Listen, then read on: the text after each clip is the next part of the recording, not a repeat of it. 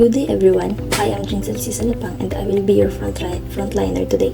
My focus is to introduce you to our system and walk you through our experience of a visitor or user who is not yet logged in. Let's start with why we built AllowanceWise. As Filipino student college ourselves, we understand the struggle, limited allowance, endless expenses, and often running out of money before the next allowance. There is a clear need for a simple, accessible tool that helps students manage their finances. That is exactly the problem AllowanceWise was built to solve. Now let's experience the website as a guest or visitor before even signing up or logging in. So here is our homepage. So as you can see, whether I view this laptop or mobile, it adjusts perfectly. This is thanks to media queries in our CSS, ensuring our design is fully responsive and looks good on any screen size. We also have our about page to share our purpose, and of course, this is our demo reel. Also contact page for feedbacks, tips page for students that they can read practical advice, but some of them needs access or you need to log in first to access it. All of these are designed to be informative, fast loading, and easy to navigate. But being a guest doesn't mean you can experience the power of our tool. Let me show you our highlight feature, available even without an account, which is our calculator. Right here, a user can simply type in their monthly allowance and list down their expenses. Let's try it. Let's say 5,000.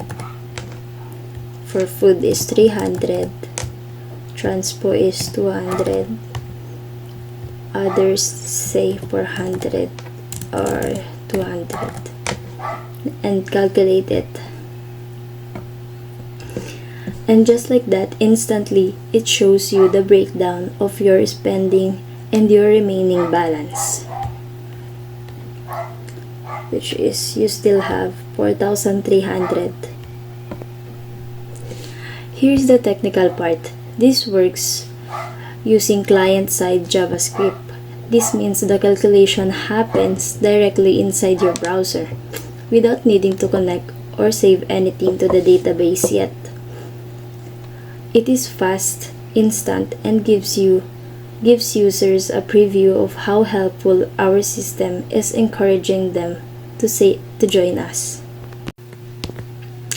Of course, to unlock the full features like saving records and tracking history, the user needs to have an account. This brings us to our login and sign up page. The design stays consistent, simple, and secure. When a visitor registers or logs in, they enter their details in the form. JavaScript collects this data and uses the Fetch API to securely send it to our backend. Our Node.js server then verifies and authenticates the user. Once the system confirms that the data is correct and safe, that is where I will now pass the floor to my partner. They will take over and show you what happens inside the system after you successfully logged in. Thank you, and over to you, Ms. Martinez.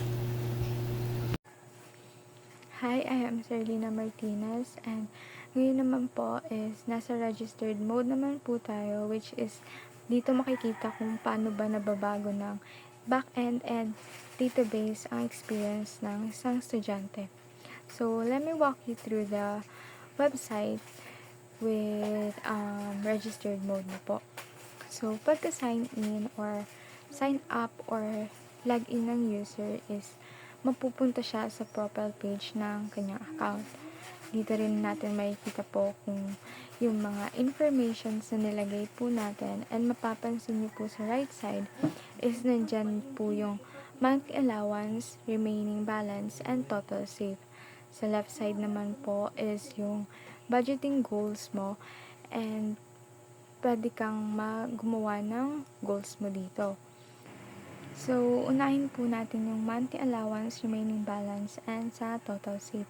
Sa monthly allowance po is pipindutin mo lang po yung button po doon na parang edit. So, para makapaglagay ka po ng amount ng monthly allowance mo po, and then click OK lang po. And then, makikita nyo po sa sa right side na mag-a-appear po yung nilagay nyo pong allowance. And malalagyan din po yung sa remaining balance. And also, sa total save is wala pang nakalagay since wala pa tayong nasa-save like sa budget goals kasi connected po siya sa budget goals. So, dito rin po sa left side naman po is yung budgeting goals. Makikita po natin na pwede po tayo mag-create ng goals.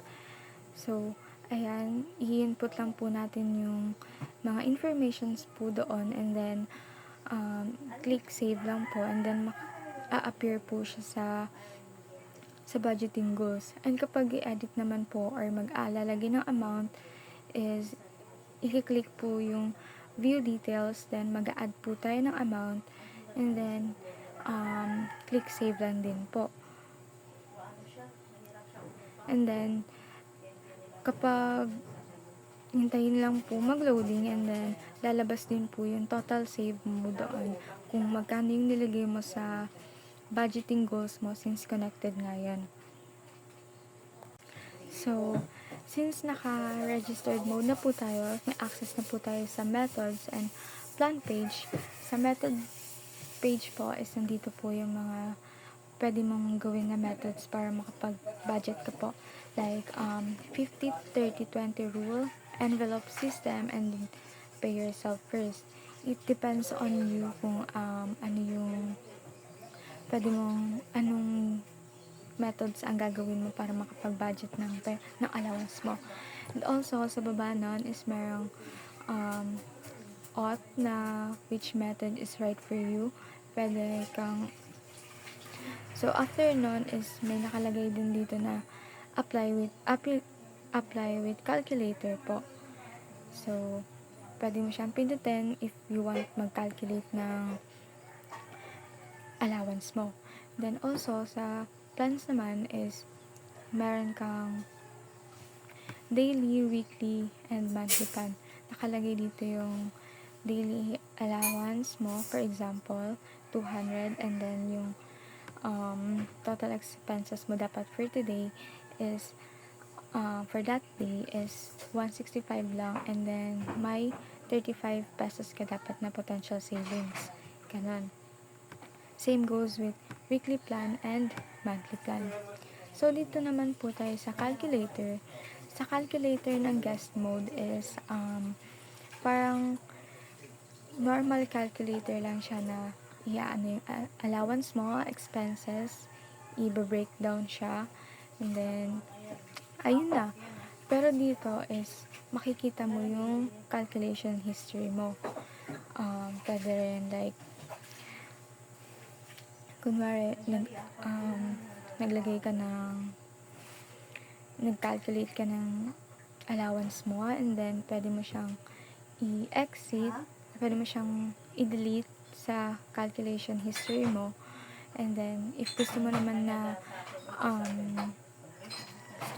na i-delete lahat ng history calculations mo, so click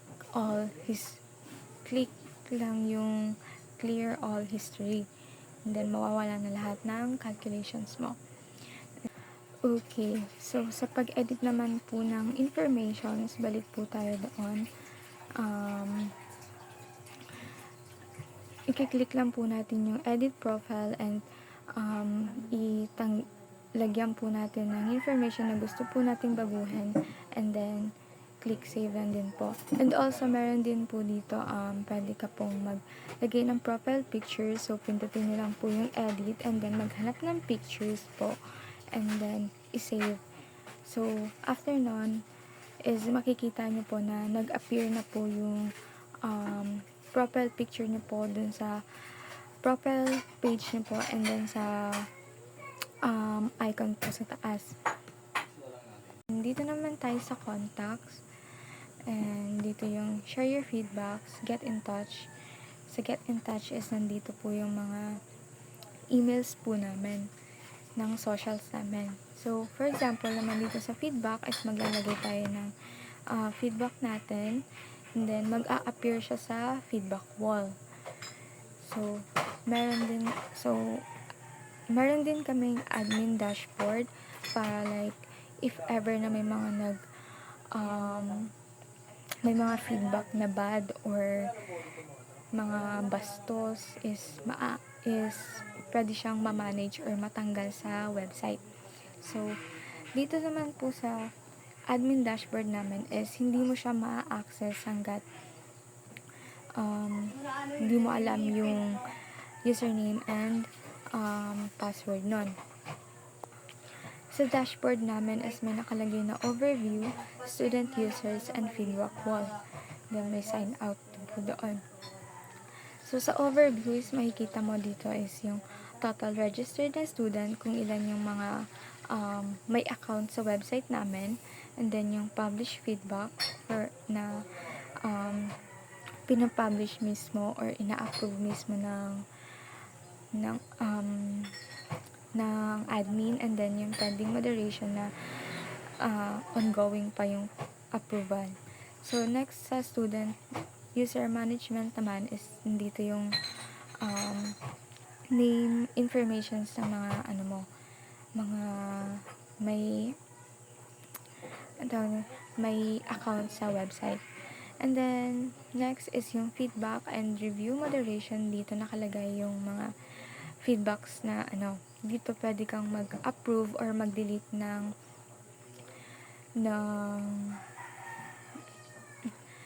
feedback if ever na hindi siya maganda.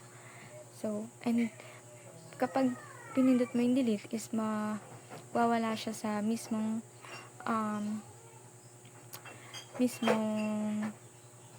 feedback wall. So, ayun lang. In short, allowance-wise is more than just a website.